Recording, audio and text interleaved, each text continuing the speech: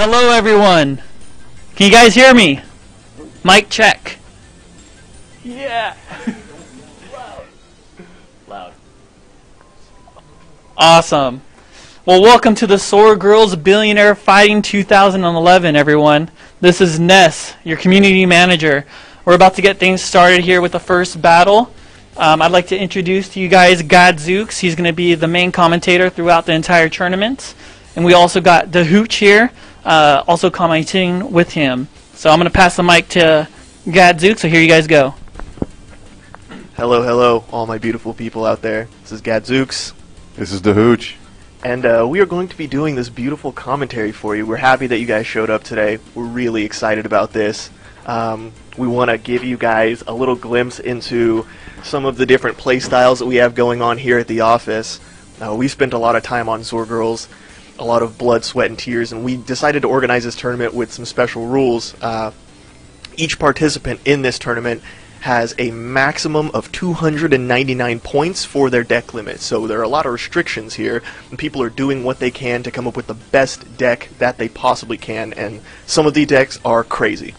You're going to see lots of synergies. You're going to see lots of using just random cards. Probably some stuff you guys didn't get a chance to see during the CBT as well. And the most awesome thing is that everyone created their decks, and they all emailed me a screenshot of them, so I've seen all of them, but they don't know what each other are going to be using. So there's going to be a lot of surprises, and a lot of on-the-fly adjustments that are going to be happening while the stream is live. So we hope you guys enjoy this. First match is going to be Yinwei versus Delita. Delita, you know, as the person who's steering the Sword Girl ship. He is the one who is bringing all of you the lovely game Sword Girls. He puts his blood, sweat, and tears into it and sleeps in his car for days at a time, making sure that everything goes smoothly with Sword Girls. And Yinwei, would you like to say anything at all? I'd just like to say that I just really, really love this game, and it's, it'll be a pleasure. Very, very spirited. Very spirited. This is a very, very tricky battle. A lot of people in the office have seen how Delita plays, but Yinwei is kind of the mystery man. I've seen his deck, but no one else has. No one knows what he's capable of, and it's going to be really interesting to see what he brings to the table. Yeah, again, I mean, as you mentioned before, we've got plenty of visibility on some decks. Some decks are mystery. Still think we gave you a little bit of an unfair advantage throughout the tournament by having to show our cards, so to speak, before we started this thing. Well, you know, I didn't give out any secrets. I can't be bought. I can't be bribed. Or at least I can be bribed, but no one knows what it takes to bribe me, so no one actually brought that forward to the table. So, yeah, we are just about ready to go, and we hope you guys are excited, because I'm excited to see all this. All the games that we've had, as far as practice runs for this, have been so close. We've had some games come down to the wire, where literally one person had 2 life on their character, and the other person had 1, and it came down to the coin toss. So this is going to be extremely hype, and whoever wins this tournament is going to have so many bragging rights for the rest of the year, and there will be so many tears shed by everyone who loses. I will enjoy it. I will absolutely enjoy it.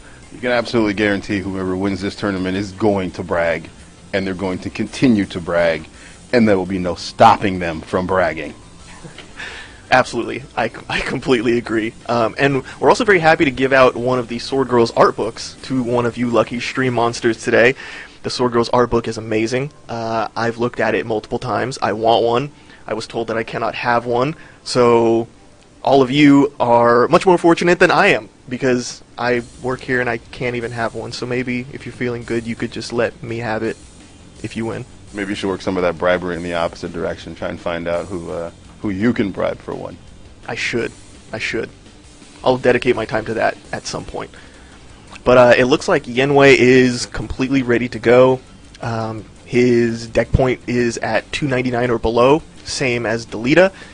And any moment now, we are going to get this thing kicked off. Whenever you guys are ready, we are ready to go.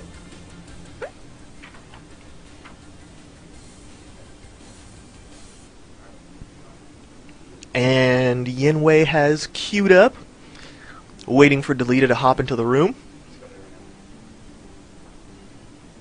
The tension builds, people. The tension builds. Round 1. Oh, here we go. So you can see, I mean, first thing pops up are both character cards. You see that Delita's using Canel. Not too many people know. I'm sorry, Yenwei is using Canel. Sorry about that. Not too many people know about this character. This is a boss character that you can earn by defeating a boss dungeon 10 times. Yes, and we see Delita using the character card that he has been leaning on for so long, who each turn gives a specific buff to a follower on the field depending on that follower's faction. Very, very unique. So quickly right out the gate, Yenwei dumps his entire hand on the field. You see he's going with the barrier card to basically compare the sizes between the two slot 3s. And what that'll do is that'll buff based on the difference. So, 4 and 5, he gets a 1 buff for attack and stamina. Delita puts out that Meadow Leisure. He also puts out the Shrink card, shrinking Yenwei's card that he has in slot 3. He's also got Pinot Noir out there. A really, really buff card as far as stamina is concerned. Size 5, walking in with quite a bit of stamina. Student Leader Lena hanging on in 4th slot. And there goes the follower in the 1st slot for Yenwei. So far, I mean, dropping Student Leader Lena that early on is kind of risky, but, it might work for you depending. I mean, she's going to survive, at least in this instance. So we'll see how it turns out for him. It could turn out to be a bad thing. We never know. So there you see Yenwei's character buffing Student Leader Lena, giving her a little bit more stamina. And if I do recall correctly, Student Leader Lena gains stam before she is attacked each time? Yeah, before she's attacked, based on the number of cards you have in your hand. So she is a great card. If you have a lot of stuff in your hand, you can keep her up for a pretty good amount of time. She can support other cards you have on your field. Her 1 size is amazing. And in addition to that, I mean, if you buff her attack, her stam's just going to start buffing on its own based on what you've got. So you really don't need to worry about stam in this sense. So once again, you see Yenwei pulls out that barrier card. This time it's going with a 5 and a 2 on the library card. I can't remember the exact name of it, but that card also has a buff in and of itself. It buffs other library members. Fortunately, Yenwei doesn't have any on the board right now, but we never know. We might put some in the field later. Yenwei finally scratching Delita's character health. It's pretty close right now, 26-27. See, Delita really doesn't know, or really didn't know what he was getting into with this. Yenwei is the one character in the office that people don't see play that often, so he's kind of a man of mystery. No one knew really what he was going to bring to the table, and that's a surprise for me. I didn't know that he had witches in his deck. I remember taking a look at it, and I don't remember seeing any witches whatsoever. Yeah, I mean, he's, as I said, nobody saw what he had, but he's also, between he and I, he's the one who sees most, if actually all, of the text for the cards, so he's got quite a good bit of information for himself. Yes, for future reference, Dahuch and Yenwei are the two people who have near encyclopedic knowledge of all the cards in the game, so they are the ones who can just constantly think of what they need to add to their deck because they've seen so many different cards and so many different varieties. Master strategists in the making. So as you see, Delita decided to drop out that Sister's Letter in slot 1. That's going to take the highest card and knock it down by the slot number. So you see it hits the library card, follower card, and goes 3 across the board. Also, Delita decides to play his own Student Leader Lena. You see her in the 2nd slot at the moment. Yenwei's Student Leader Lena still hanging on in slot 4. Ended up doing some damage there. I noticed when I was looking at everyone's decks, there are quite a few cards that are similar across the board, Student Leader Lena being one of them. Just such a strong card, especially at her 1 size. To constantly gain that stam based on what's available in your hand is very, very nice to have in your deck. You'll see that card pop up a lot because it doesn't necessarily rely on any particular type of faction. So but there is one constant with everyone in the tournament. There will be those cards, those rare cards that don't need to have a faction-specific buff, so they really, really will take advantage of that. Oh, we see Yenwei playing that Bondage card. He's going to be increasing the size of the cards that Delita's going to be playing out. He's anticipating Delita playing quite a few powerful cards so we can restrict them and keep those specifically on the board without Delita being able to play anything else. One thing I'm noticing is Yenwei's putting a lot of cards in his field. And most of the games we've seen so far, they're not a full 5. Usually you'll see a 2 to 3, maybe up to a 4. Yeah, he's got a lot of low-size cards so that he can have that full setup on the field. That is very rare. I don't see many people who do that. A lot of times what that does, though, is that'll actually work in your favor because the lower cards, you don't lose a lot, but you've got a lot of defense going. Also, take a look at his character card at the start of the turn. The cards in your field with the smallest size have their attack and stam raised by the difference between the lowest size in your field and the highest size in the enemy field. So him playing a bunch of 1s and 2s is really beneficial. If Delita's going to play a bunch of 4s and 5s, that's actually benefiting him, giving him buffs for his followers on the field. So that's probably what the strategy is that he's using. Yeah, I would definitely agree with that. So this is still knotted up pretty close. 16-21. Could go any way. I mean, we've seen people down 12 to 13 life just climb all the way back, especially with hot cards out there like Balance. I'm sure a lot of you are familiar with that, a lot of people that were in the first closed beta. Once again, you're seeing that barrier card showing up quite a bit. It's a nice, good card if you're sure your opponent's going to drop something in slot 3. The only drawback is you have to pray it's not a spell card that gets activated before you have a chance to go. When you see Delita play Pass the Blood, that takes the defense of all the followers that are on the field and applies it to the follower in slot 3 as far as stam and attack are concerned. So huge stam and attack buffs. He loves leaning on Pass the Blood. It's definitely a favorite card of his. That, and you see he loves that, the Pinot Noir card. I was talking to him about it earlier, and he says, hey, this is a card that you don't see people play a lot, and it's really a good card.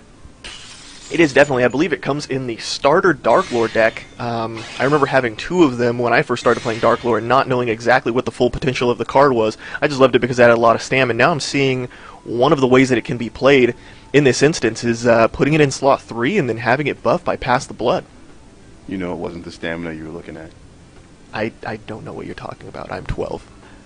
So we see Yanwei once again playing that Bondage. Very controversial card here in the office. That term Bondage is very taboo in a lot of senses. But we want to see how many cards that is. Well, it's going to affect all the cards on the field, but it'll probably push. Ooh, no, I don't think it's going to quite push him over 10. Oh, no, it should push him over 10 size. So Delita won't be able to play anything else. The big key here is you'll notice he's pushing up that Pinot Noir to 6. Again, based on his character card, Canel, it's going to continue to buff his lower cards that are lower than that size. That's true with him having a size 1 on the field and Delita having a size 6. It's going to give him 5 in that buff. That's huge. Very risky at the same time because you're putting a lot of weak cards in those size 1s on the field that can easily get taken out by cards like Student Leader Lena and Pinot, like what just happened right in front of you. Yeah, again, it's a risky tactic, but that's kind of what this game is about, you know, risk and reward. Yeah, especially in tournaments like these where you really don't know what you're going to go up against. I'm sure a lot of you that played in the closed beta knows that too. You had a great idea for a deck, you pieced it together, you hopped into a game in PvP, and the person you were playing against came up with some wild strategy that you never would have even thought of, and it kind of makes you second guess yourself and want to reconstruct your deck. But, you know, you got to make one and you got to stick to it. That's what this game's all about. Yeah, tinkering too much, you'll just overthink it. You'll get too far in, and you know you'll just outthink yourself, and you'll come up with something that you think works, and it's completely wrong. So we've got another Bondage there. Looks like Yanwei's not giving up on that strategy of boosting the size of the enemy followers so that he can get buffs for himself. He's down in life right now, down 9 points, I believe. That's a 16. Or maybe that's an 18? That's an 18. Down by 12. Yeah, oh man, not looking good. Yeah, as we said before, you know, 12 points, that's you can come back from that. We've seen it happen before. The key thing to look at, though, is at this point, he's getting low on cards left in his deck. Yeah, that's true. He is running out of cards, and if he is not able to pull a card to put into his hand at the end of a turn, the game is over and he is lost. So you also have to manage the cards you have. If you run out, you lose. Yeah, I mean, he's got 3 left. Luckily, he still has 2 shuffles, so we'll just see how it's going. That Pinot Noir still hanging in there. She's still going to cause some trouble for him. And Student Leader Lena getting in the 20s as far as stamina is concerned. It looks really like Yanwei's got to have some kind of equalizer to take her down, because at the moment, she doesn't seem to be getting any less powerful anytime soon. So as you go, I mean, this is it. This is his last hand. So hopefully he can pull something out here and sway the tides. Otherwise, it's game over. Oh, wow, and he plays Genius Student Deny. Another very